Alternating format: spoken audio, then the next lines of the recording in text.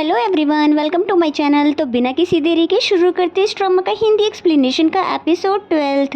Episode के starting में हम येकिन को देखते हैं जो कि हमेशा की तरह अपने काम में बहुत ही ज़्यादा बिजी है। फिर तभी उसके पास जुगन भी आ जाता है। जुगन को देखते ही बिजनेस की सारी बातें करने लग जाती है, जिस पे जुगन कहता है कि तुम सारा टाइम काम ही करती रहोगी कि कुछ रेस्ट भी करती हो।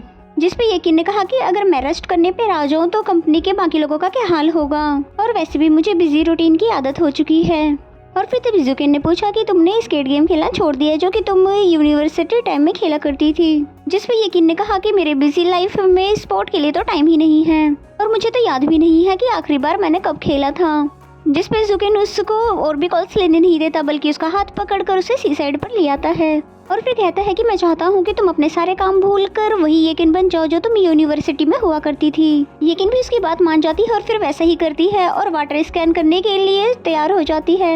लेकिन जुगन इसके साथ नहीं जाता क्योंकि उसको पहले की तरह आज भी एडवेंचर से डर लगता है। जिसके बाद तो हम येकिन को वाटर स्केटिंग करते हुए बहुत ही ज्यादा एंजॉय करते हुए देखते हैं और जुगन साइड में बैठा उसको देखता रहा। जुगन ने तो नैन्सी की बातों को फॉलो करके ही यहाँ पर येकिन को लेकर आया और फिर देखते हैं कि उसका ये आइडिया कितना काम का है। येकिन उसको यहाँ पर लाने के लिए थैंक यू कहती है। जिसके बाद वो बंजी जंपिंग करना चाहती थी, जिसपे जुगन बोलता है कि मैं भी तुम्हारे साथ बंजी जंपिंग करना चाहता हूँ। जबकि जुगन को तो इन चीजों से डर लगता है और ये बात अच्छे से येकिन भी जानती थी। इसपे येकिन ने उसे मना भी किया, लेकिन जुगन तो जिद पर अड़ जाता है। वो जंपिंग करने के लिए आ तो गया, लेकिन बेचारे का डर तो अभी तक खत्म नहीं हुआ। ऊपर से येकिन भी उसे डरा डरा कर रोकना चाहती थी। उसको लड़की को इम्प्रेस भी तो करना था और फिर जंप कर देता है। बेचारा जंप करने के साथ ही बेहोश भी हो जाता है। फिर उसको वापस ऊपर उठाते हैं। येकिन उसको होश में लाने की कोशिश भी कर रही थी, लेकिन बाद में तो उसे हॉस्पिटल ही लेकर जाना पड़ा। और फिर जैसे ही जुगन की आंखें खुलती है तो येकिन को मजे से डॉक्टर से बात करते हुए सुनता है। वो दोनों ही बहुत अच्छे फ्रेंड बन गए थे, साथ ही वीचैट पर एक दूसरे को ऐड भी कर लिया और साथ में एडवेंचर नेक्स्ट टाइम साथ में करने का वादा भी कर लिया। ये सब सुनकर तो जुगन को बहुत ज्यादा गुस्सा आ रहा था। बेचारा ने इतनी ज्यादा मेहनत की थी उसको अपनी फीलिंग बताने के लिए, और यहाँ पर येकिन ने तो किसी और से ही दोस्ती कर ली। जिसके बाद तो वो येकिन से बहुत ज्यादा नाराज हो जाता है, ना ही उससे अच्छे से बात करता है, ना ही किसी सवाल का जवाब देता है। एंड देन नेक्स्ट सीन में हमें ये नैन्सी को दिखाते हैं जो कि अपने घर पर वापस आ गई थी बिना किसी इलेक्ट्रिशियन की। उनकी लाइट अपने आप ठीक जो हो गई थी क्योंकि ये सब तो जुआन ने ही किया था। और फिर सोचती है कि जुआन ने आइडिया तो दे दिया, लेकिन फिर भी मुझे समझ नहीं आ रही कि हम दोनों के बारे में किस तरह की स्टोरी लिखूं। और फिर तभी जुआन की भी मैसेज आ जाती है जो कि नोवेल के प्रोग्रेस के बारे में पूछ रहा था। जिसमें तो नैन्सी फौरन से जाकर देखने लग जाती है कि कहीं उसने मुझ पे नजर तो नहीं रखी हुई। उसने बताया कि अभी तक तो मैं कुछ भी नहीं लिखा, बस लिखने के लिए बैठ रही हूँ। जिसमें जुआन ने लिखा कि अगर तुम्हें मेरी हेल्प चाहिए या किसी तरह का मटेरियल चाहिए तो मुझे जरूर बताना। जुआन सोचने लगा कि लव स्टोरी लिख रही है तो टाइम तो लगेगा ही, और कुछ न कुछ तो ऐसा जरूर होगा कि जो मुझसे पूछने के लिए तो आएगी ही। फिर मैं उसे मेन लीड के अट्रैक्शंस के बारे में बताऊंगा और फिर लव के बारे में मैं गाइडेंस दूंगा। हाथ पकड़ना, हक करना और लव के फीलिंग्स के बारे में सब कुछ बताऊंगा। हाँ, थोड़ा एम्बैरेसिंग जरूर है इसके बारे में, पर मेरी फीलिंग तो वो जान जाएगी। और बेचारे जुआन को तो सब्र ही नहीं हो रहा था कि आखिर वो मेरे बारे में क्या लिख रही होगी, और मैसेज करके पूछने ही वाला था, लेकिन खुद को रोक लेता है कि कहीं उसको मेरे इंटेंशंस पता ही ना चल जाए।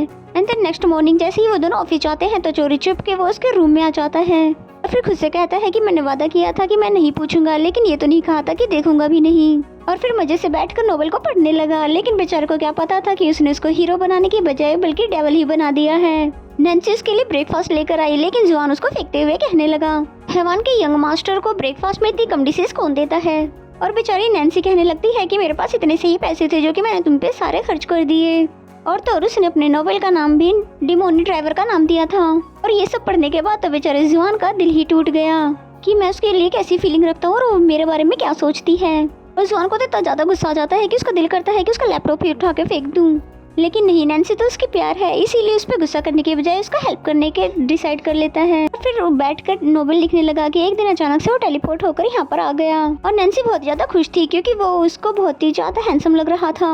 और फिर जिसे उठाने के लिए वो किस करने की कोशिश करती है, लेकिन जुआन उठते हुए बोलने लगा कि तुम एक लड़की हो, तुम्हें खुद से एक डिस्टेंस रखना चाहिए। जबकि नैन्सी तो उसे अपने हाथों से खिलाना चाह रही थी। उसे कहती है कि मैंने तुम्हारे जैसा हैंडसम लड़का कभी भी नहीं देखा।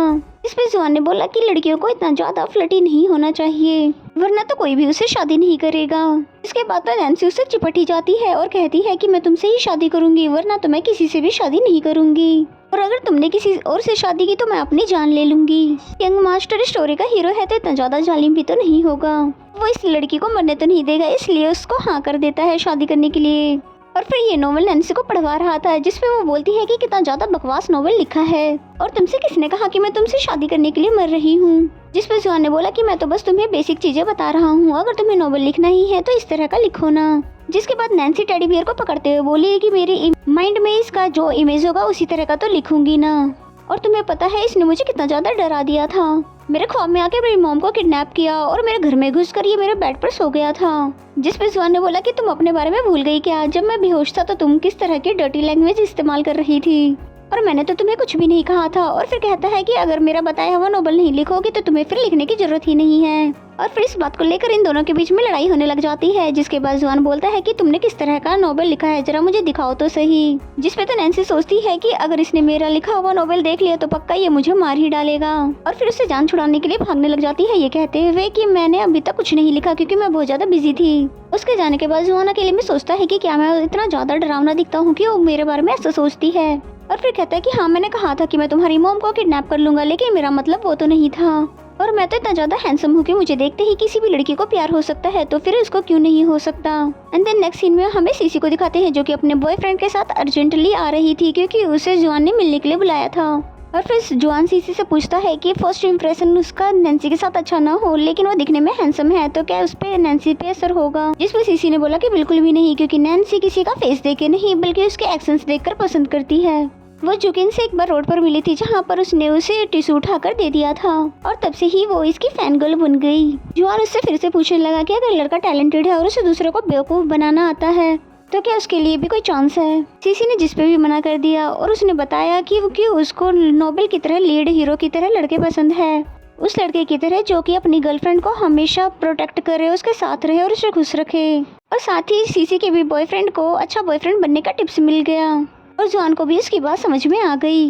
एंड देन नेक्स्ट सीन में जुआन नैन्सी को रिस्पेक्टफुली मैसेज करके बोलता है कि मिस नैन्सी, आज रात को तुम मेरे घर पर आ जाना और हम दोनों मिलकर पीसफुली इस नोवेल को डिस्कस करेंगे। नैन्सी को भी इसका ये नया अंदाज कुछ वियर्ड सा लगता है और फिर कहने लगती है कि आज मुझे आने में देर हो जाएगी इसलिए मेरा वेट नहीं करना।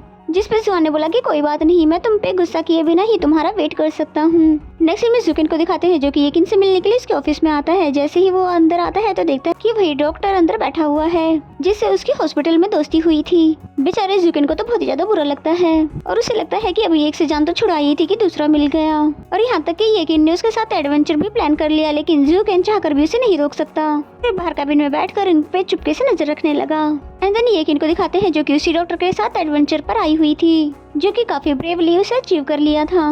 जिसपे वो डॉक्टर उसे काफी ज्यादा अप्रिशिएट करता है और साथ ही बताता है कि मुझे लगता है कि जुकिन तुम में इंटरेस्टेड है। उसे जंप से डर लगता है लेकिन उसने तुम्हारे लिए काफी ब्रेवली जंप किया।